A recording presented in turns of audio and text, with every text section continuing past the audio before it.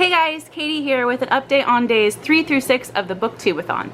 So I know I told you guys that I was going to be back on day 3 with an update, and that obviously did not happen, but I have a reason, I promise, and I will talk about that at the end of the video if you guys want to stick around for that. But I'm going to just start out by getting into the update since I know that's what you guys are actually here for. So I've been averaging approximately 100 pages per day, which is not bad. It's a lot more than what I had been doing before BookTube-A-Thon, and I'm pretty happy with it, even if it doesn't quite live up to what the first 2 years of BookTube-A-Thon accomplished for me. I didn't really do BookTube-A-Thon last year, so it's an improvement regardless, so I'm really happy with it. I also ended up reading 2 books that I had kind of been thinking about reading and hadn't gotten around to and kind of needed that extra push to get into. So without further ado, let's talk about what I've been reading. So as I mentioned in my first video, my book for the Yellow on the Cover challenge, as well as the Only After Dark Can I Read It challenge, is The Haunting of Sunshine Girl by Paige Mackenzie. And I had talked about the YouTube series, and I actually have watched some since I did my last video because I just needed more of this after I had finished reading it, which I finished Friday night. It was amazing. I will talk more about the book in my wrap-up video that I will do probably tomorrow, hopefully tomorrow. I'll talk about what I thought about it and all that kind of stuff, spoiler free. But in the meantime, I'm going to just tell you guys that it's a great book. I definitely recommend it, especially if this is a style of book that you're into. I gave it 5 out of 5 stars on Goodreads, and I'm definitely considering getting the second book on my Kindle just so I don't have to wait until it comes out on paperback, because I'm not a huge fan of reading hardcovers. So yeah, that is this book.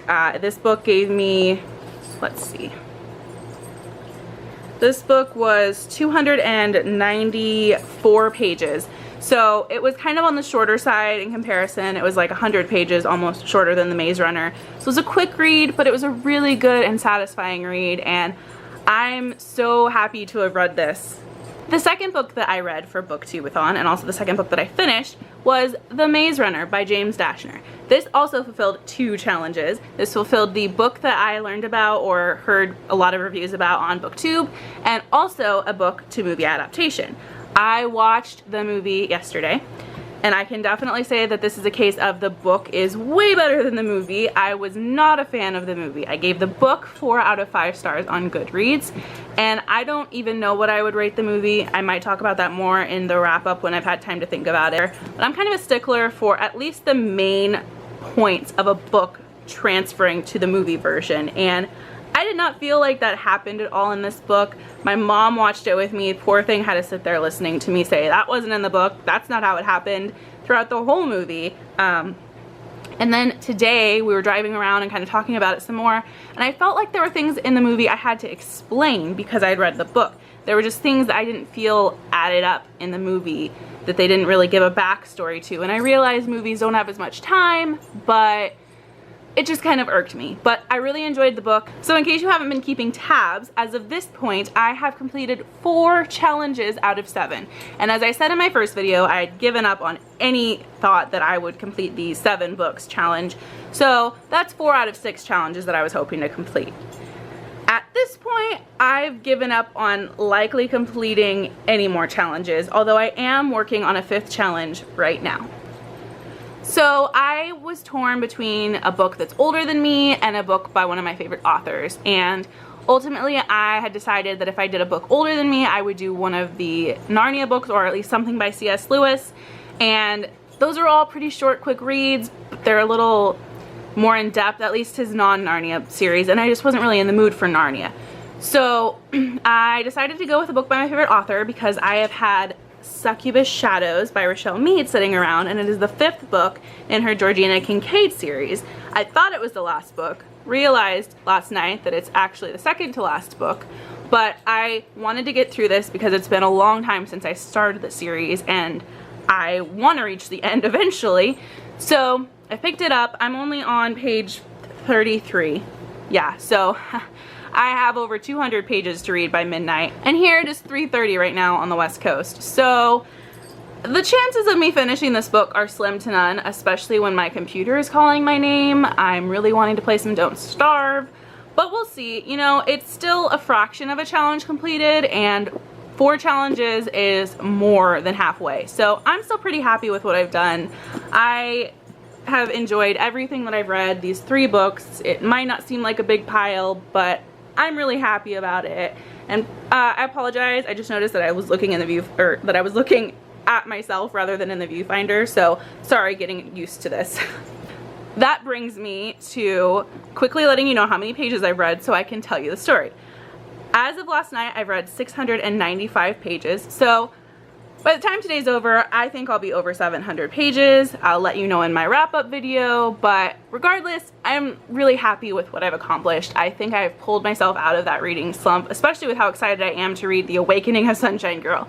So I think I'm gonna achieve my Goodreads 20 books in a year challenge, which I think is a big feat when you're a full-time student. Now to the reason that I've taken so long to get my update video up, and hopefully you guys will forgive me. So any of you that watched my first video had to have noticed that the quality was atrocious. I was so embarrassed by it. It was fuzzy. The volume turned out not as bad by the time I uploaded it because I bumped it to as high as it could go when I was editing. But somehow the editing process continuously made my video grainier. So while the audio quality went up, the video quality went down, and I'm not entirely sure what happened, but it did, and I was so embarrassed that I almost didn't upload it. But I thought, you know, you guys can at least get an update. You don't have to look at the screen, you can just listen, whatever. And I was just gonna get it out there and move on. So I went on the search for a new camera, thinking, okay, it's time to upgrade. If I want to pursue YouTube a little more so than I have been, I definitely need to upgrade to something with better video and audio quality. So went on the hunt, was gonna get a camcorder, found a camera that I really liked that also did HD videos, purchased it, was not happy with the quality of the video right off the bat. Decided, made a mistake, let's do the camcorder.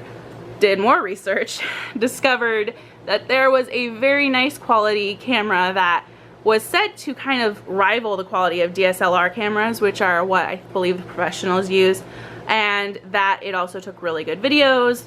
It's kind of like I'll believe it when I see it, but I did watch a bunch of test videos and ultimately decided to go get that camera, which I will tell you what camera that is down in the description, but just really quick, it's a Canon, and I'm in love with it so far, and hopefully the quality has increased and it's a little less painful to watch and listen to this update video, other than the fact that I'm kind of stumbling over my words a lot. But the actual video itself, hopefully the quality is better, and hopefully you guys will forgive me as I'm experimenting in videos, getting used to looking into the viewfinder rather than at myself over there.